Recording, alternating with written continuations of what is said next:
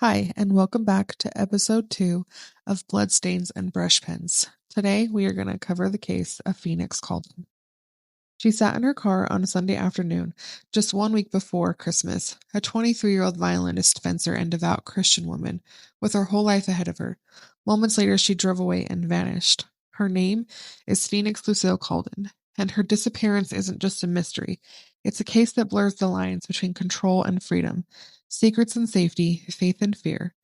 What if the person you thought you knew best was leading a second life? And what if the truth wasn't just buried, but it was erased? Phoenix Coldon was born on May 23, 1988, to Goldia and Lawrence Coldon in California before the family relocated to Missouri. Goldia, a deeply religious woman and a dedicated mother, homeschooled Phoenix for much of her life. They lived in a quiet suburb called Spanish Lake, a middle-class community outside of St. Louis. Phoenix wasn't just a good kid. She was exceptional, a fencing champion who once ranked nationally and a classically trained violinist and pianist. She attended college, volunteered at church, and lived at home under the roof of 2 watchful parents. Goldia and Lawrence ran a strict but loving household. Phoenix wasn't allowed to date openly, party, or spend much time unsupervised, but they believed that their daughter shared their values, purity, structure, and a God-centered life. She was often seen at church services, youth Bible study, and choir practice.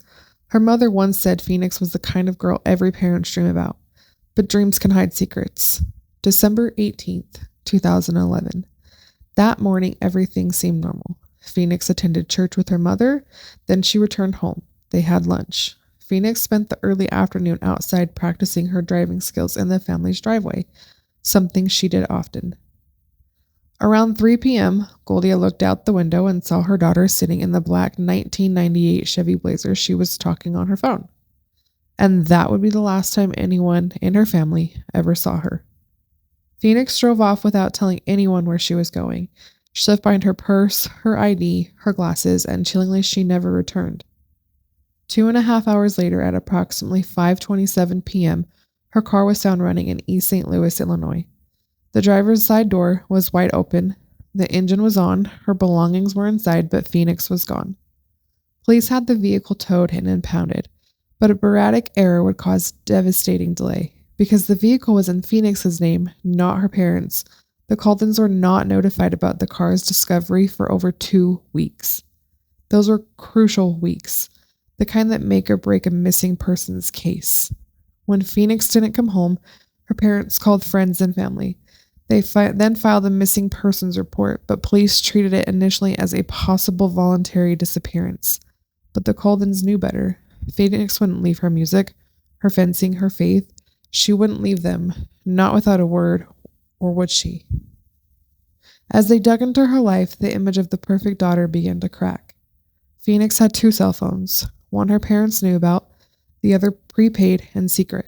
She had a boyfriend, Michael, whom her parents believed she had broken up with, but in reality she was still seeing him. She wasn't attending college anymore. She had withdrawn from her university without telling anyone. Her best friend revealed that Phoenix had been acting distant and depressed in the months leading up to her disappearance. Her journal entries discovered later spoke of a growing desire for independence and suicidal ideation. The Coldons were stunned. Who was their daughter really, and where had she gone? Among the most haunting discoveries were the videos Phoenix recorded of herself, likely with the intention of no one ever seeing them. In one clip, she speaks into the cameras, eyes wide open, voice trembling. I want to start over. I feel like I'm not alive. I'm just existing. Like I'm not living at all. I want to be free. I can't explain what I'm feeling. She talks about being controlled, and she talks about her religious upbringing and how she felt like it was suffocating her identity. Some videos hint at someone watching her, but it's unclear whether she was referring to her parents, her boyfriend, or something else entirely. Now let's talk about where Phoenix's SUV was found, in East St. Louis. It is known for its high rates of violent crime. It's not a place Phoenix's family would ever expect her to go willingly. Her car was located on 9th Street in a rough neighborhood, facing the wrong direction on a one-way street. Why would Phoenix drive into such an area alone on a Sunday evening? Was she meeting someone? Trying to disappear? Or did someone lure her there? Surveillance footage from a nearby home was either non-existent or unavailable. No eyewitnesses ever came forward, and despite the odd scene, a running car, door open, personal items inside, police found no DNA, no fingerprints, no blood, nothing. Now let's get into the few theories that have circulated over the last few years. Phoenix had motive. The secret phone, the recordings, the withdrawal from college. Maybe she planned to start a new life. The idea isn't unheard of, but it's also hard to sustain. There has never been a confirmed sighting of Phoenix. No new identity, no social security number activity, no communication. Theory number 2 is foul play. Perhaps she was lured by someone she trusted, an online contact, a romantic partner, someone she thought she could help her escape but instead harmed her. Theory number 3, human trafficking. And this is the one that Phoenix's mother strongly believes her daughter may have been abducted and trafficked. St. Louis has historically been considered a trafficking hotspot due to its central location, so it's not a really far out there theory. There are similarities between Phoenix's case and another known trafficking scenario: sudden disappearance, a vehicle abandoned in a high crime area, and no contact with anyone afterward. Still, no concrete evidence supports this theory. In 2018, Oxygen aired a multi-part docuseries titled The Disappearance of Phoenix Coldon.